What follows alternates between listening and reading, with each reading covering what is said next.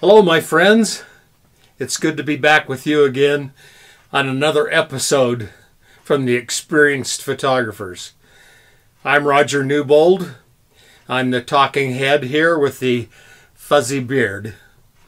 My buddy Matt Rich is secreted into the edit suite right at the moment. Howdy, Matt. How you doing? Hi, everyone. Okay, we're here to give you another experienced look at some of the most important factors that we can deal with in photography, and that is exposure.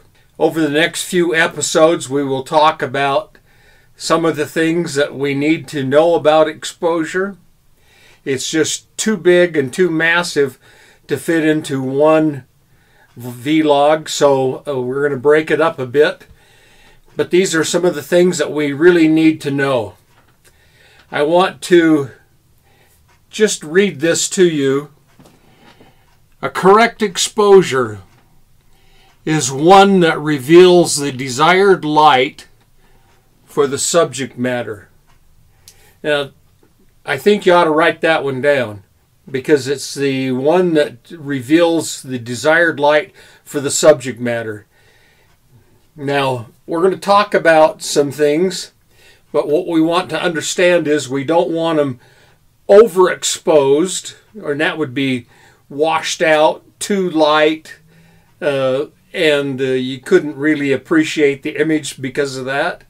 And we don't want them underexposed, because that would be really dark and muddy. So we're looking for the right effect. Now, a very bright picture of something on the sand or the beach or something may need to have a brighter, higher looking exposure than something in the deep dark woods that needs a darker exposure.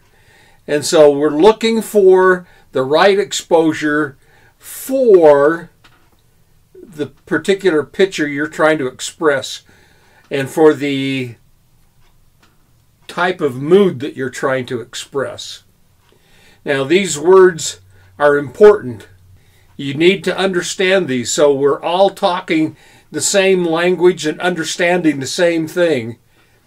And so to get started, I have made a diagram that is figure 1. It'll be coming up on your screen. And you'll see here that figure 1 is the exposure triangle. Now that's an important thing to know and understand, and we're going to explain it today so we're all talking the same language. On the exposure triangle, we are looking at a triangle like this. At the very top, I have listed the aperture. Now that is known by aperture, f-stop, iris, or the pupil.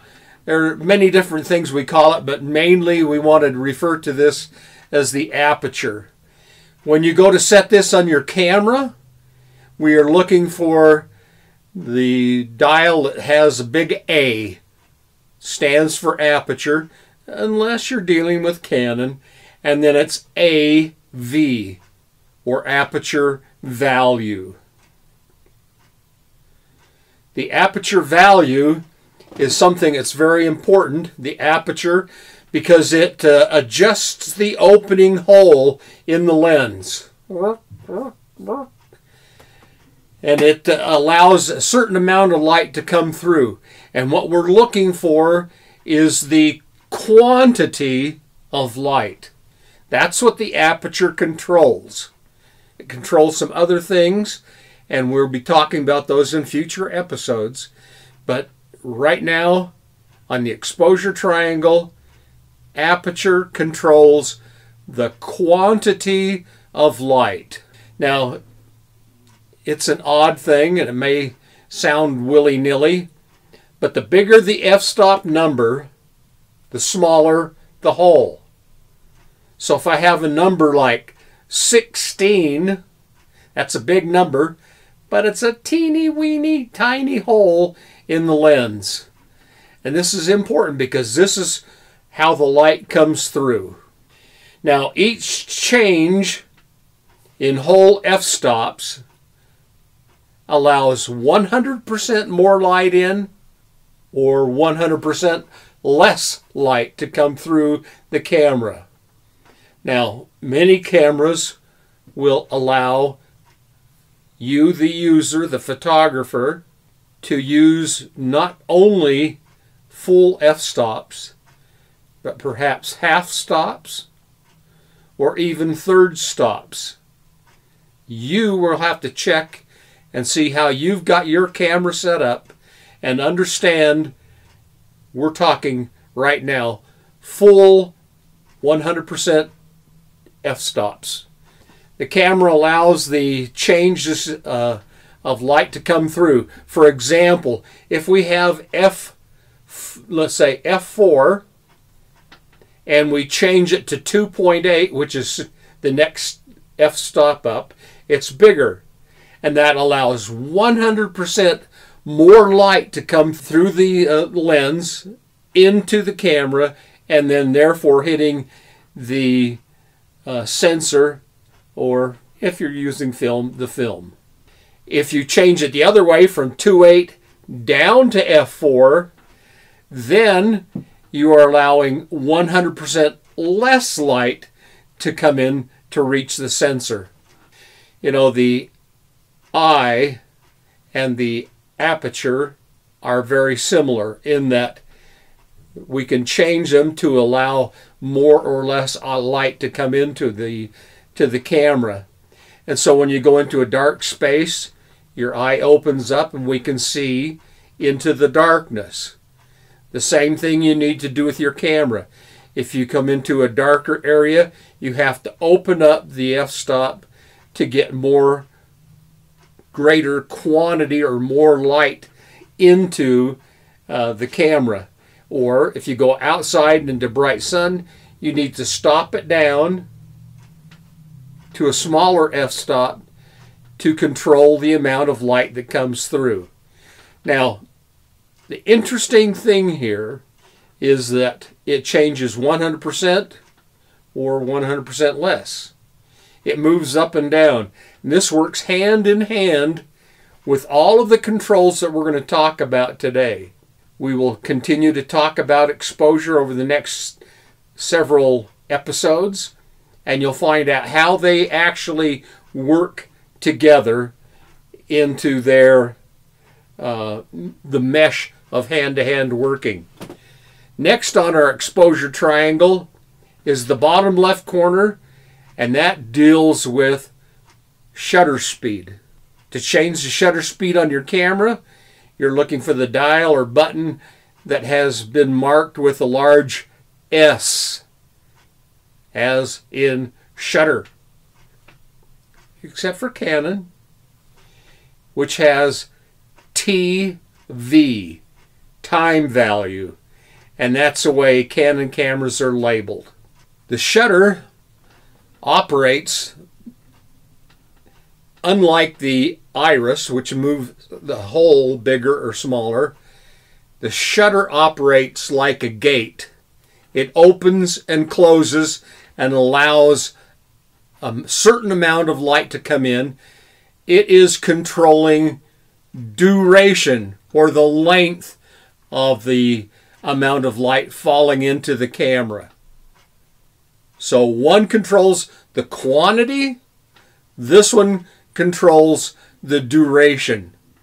Now you can take a look at figure number 3. Figure 3 shows an illustration of movement, and that's very important. These are labeled in fractions of a second. It starts off with 1/500th of a second. That's a very short. The shutter opens and slams shut.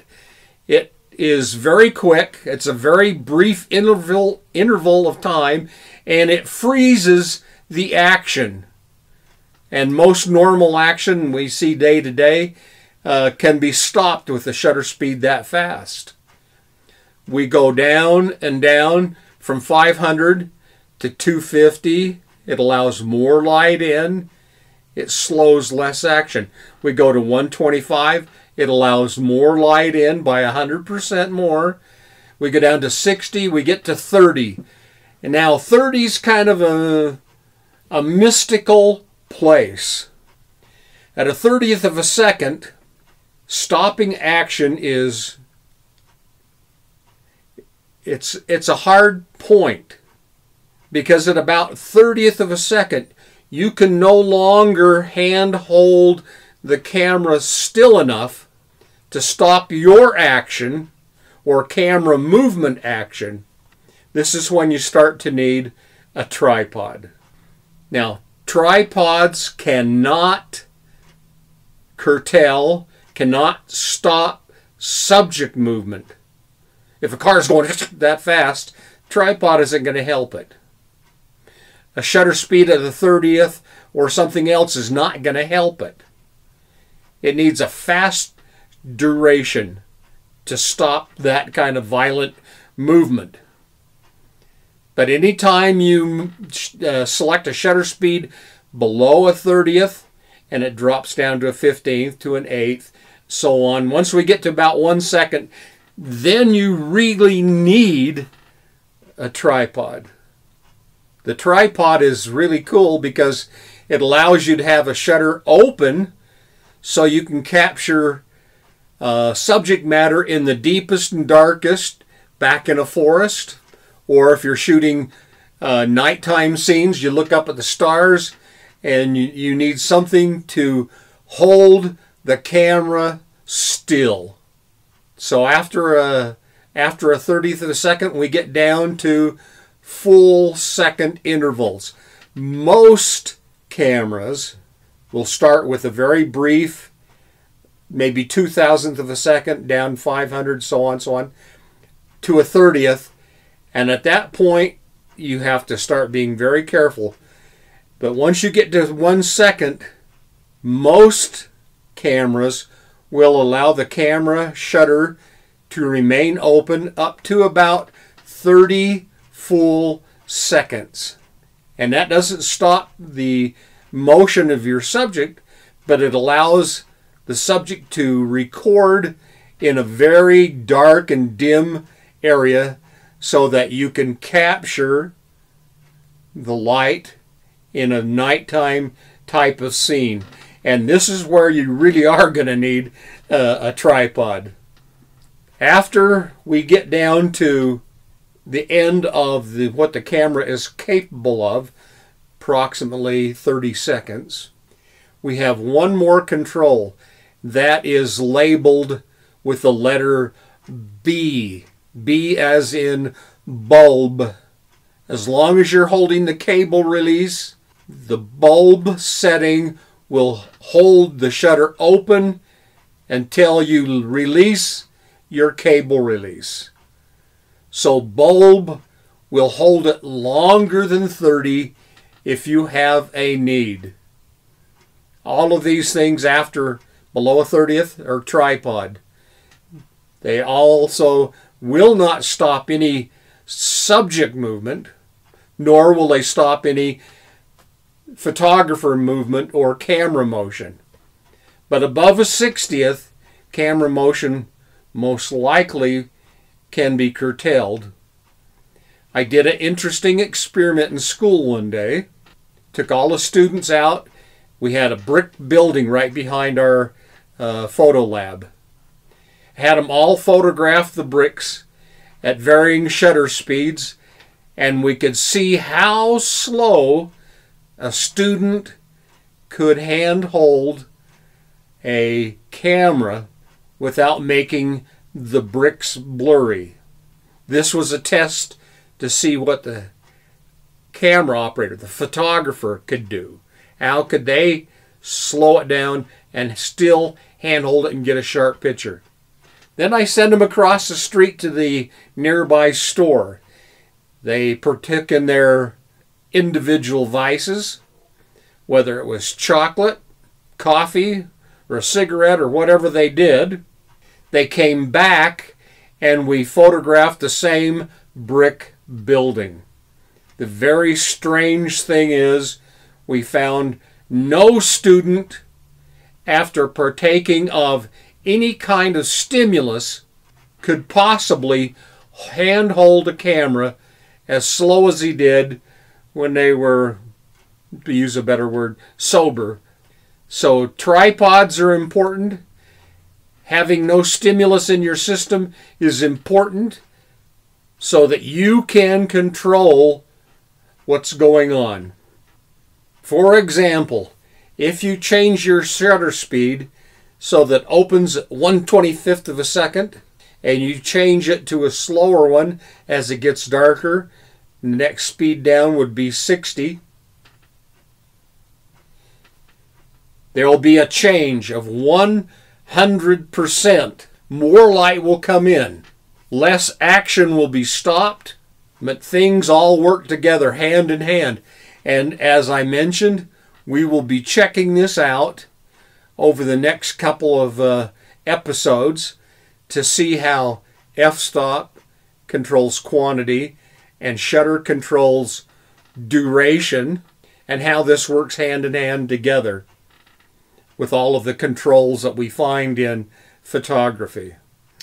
All right, at the bottom of our exposure triangle on the right side, we will see the corner labeled with the words or letters ISO. ISO stands for the International Standards Organization.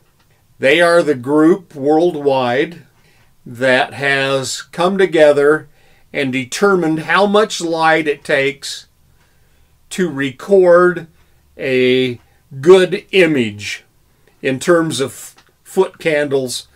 And so we look at these numbers comparatively. So when you go to your camera on whatever button, lever, dial you use to change ISO, what you are doing is changing the sensitivity, right?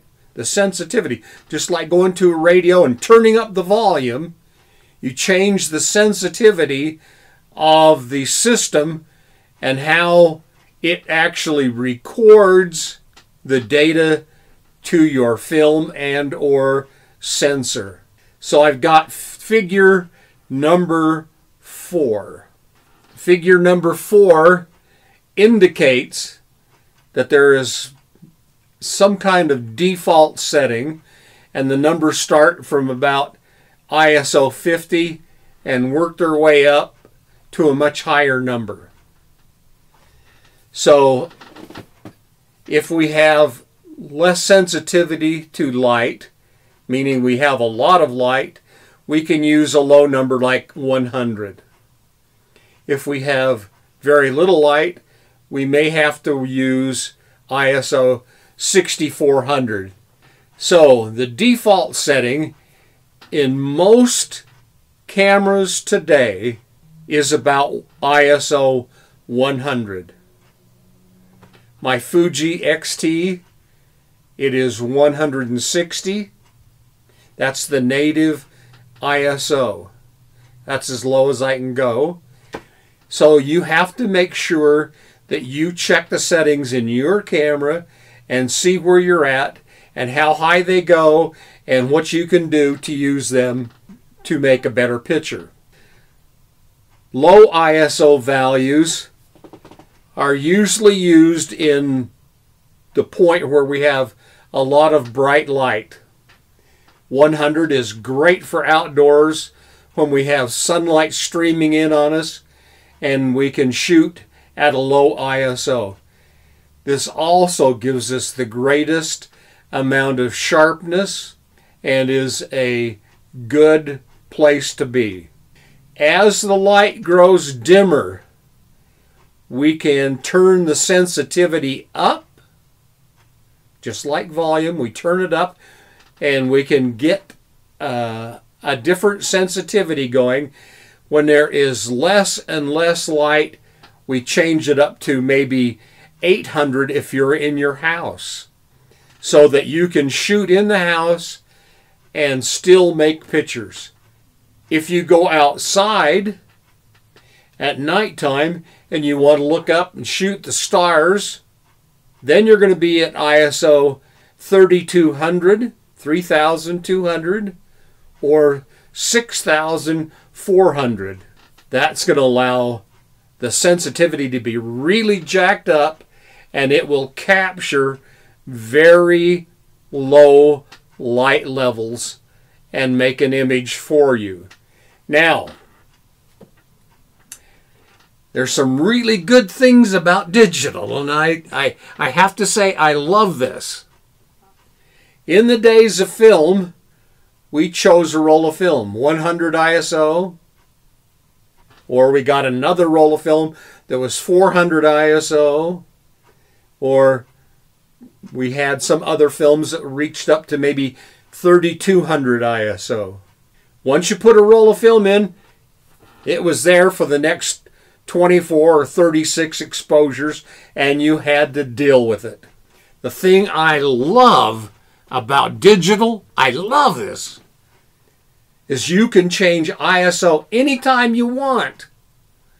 I can be shooting outdoors, click, click, click, at 100 ISO, brilliant light situation, turn around and walk inside the house, change my setting to 800, and keep right on shooting. It's beautiful. You can change it at any time you want, and that's terrific. The problem, as you go up in ISO to higher numbers, you're turning up the sensitivity. You get the same thing as you hear on TV or radio or something.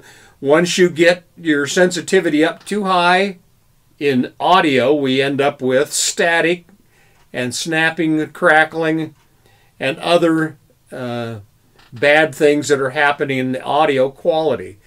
Same thing happens visually in the video end of the photography. You get up to a high ISO, we end up with what we call digital grain. It also may be referred to as digital noise, or I've heard it called all kinds of things. But the digital grain ends up looking like little speckles, and the higher the ISO, the more speckly it becomes. And so we have a great advantage. We can turn it up easily and at any time. We also have something we must deal with because of the increased grain. Now, there are ways to control this. In the shooting mode, many cameras have a setting that will help eliminate the amount of digital grain by setting your camera to internal noise reduction. We can also use software in post-production that will change the grain, and it will, post-production will tend to soften it down a little bit, but it helps erase the really strict, dotty, speckly looking grain that's in the picture. So there are methods that we can use to make the photograph more acceptable, but be aware, changing ISO has great advantages and a little bit of a drawback, but you can work through it. Now, ISO changes in 100% increments. We change from 100 ISO to 200, to 400, to 800. Some cameras will allow you to change in half stop increments or third stop increments. Check your camera. I have set mine to change only in 100% increments, so I know basically where I'm at and what quality of picture I am getting, because I want to do that, what we talked about, get the correct exposure for the subject matter and develop the kind of mood that we want, and ISO is a way to deal with that. The internal camera metering system has many scenarios programmed into it so that whatever's happening, if it has this condition, it will recommend this setting. If it has that condition, it recommends a different setting. And that's based upon the actual camera metering program and its coverage of the meter. In the old days, we had a meter that covered the entire frame, and it was by guess and by golly. And they started moving it to smaller and smaller sizes like Canon or Nikon. We'll have what we call spot metering. It meters maybe 2 or 3%, a very small area. I know how to use this.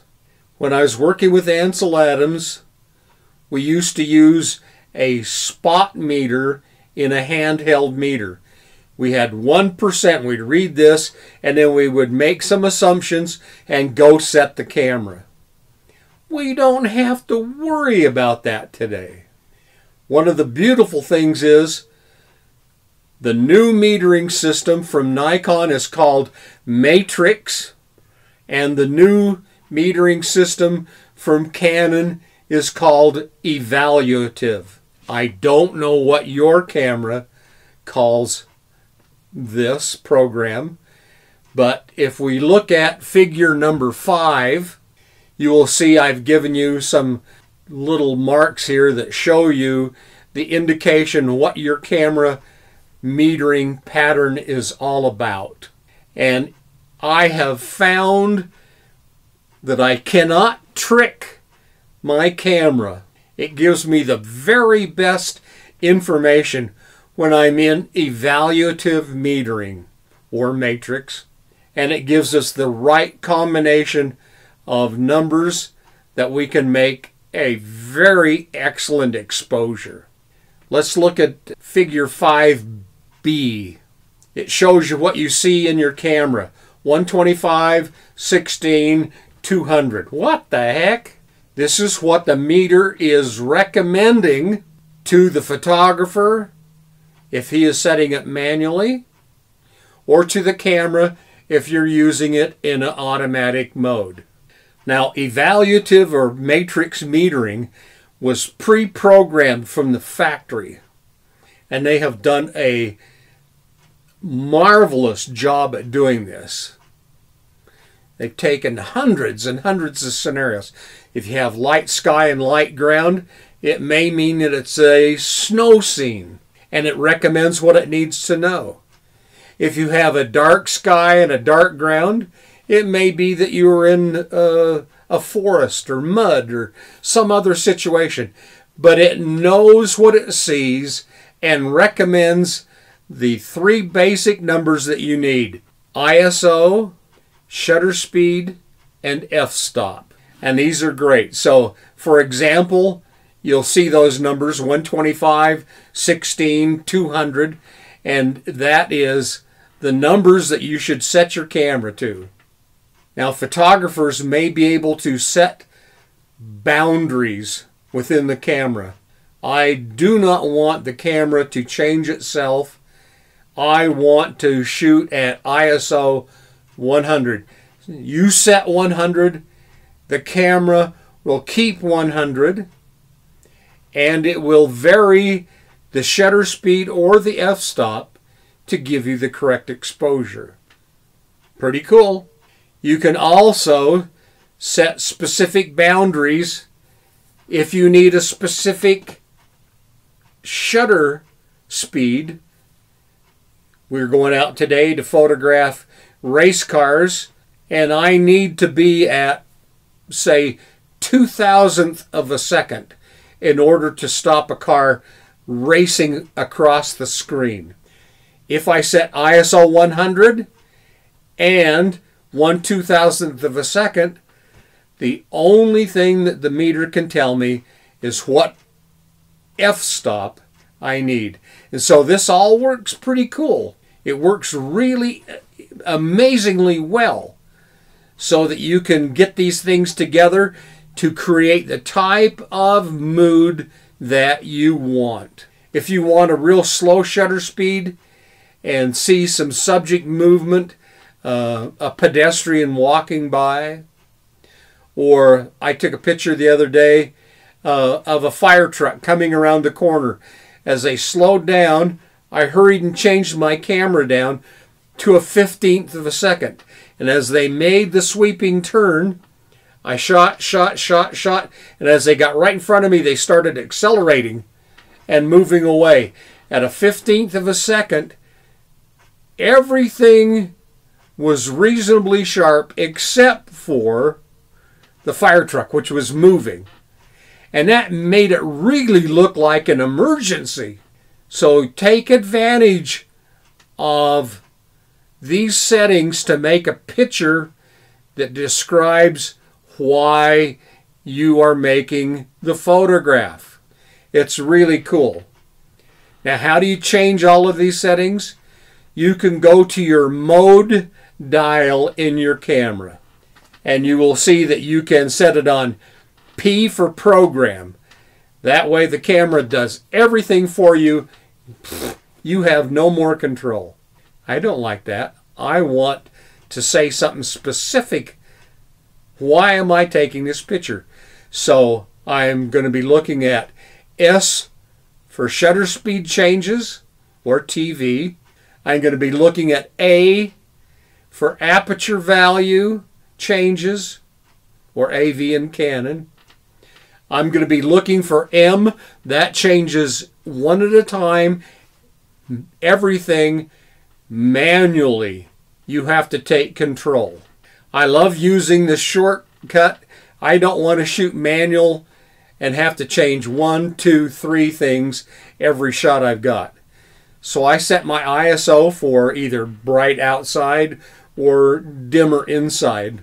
Then I'll set, in the case of landscape, I will set my aperture basically at about f11 to start with, and let it vary the shutter speed, noting where I have to be when to put in a tripod.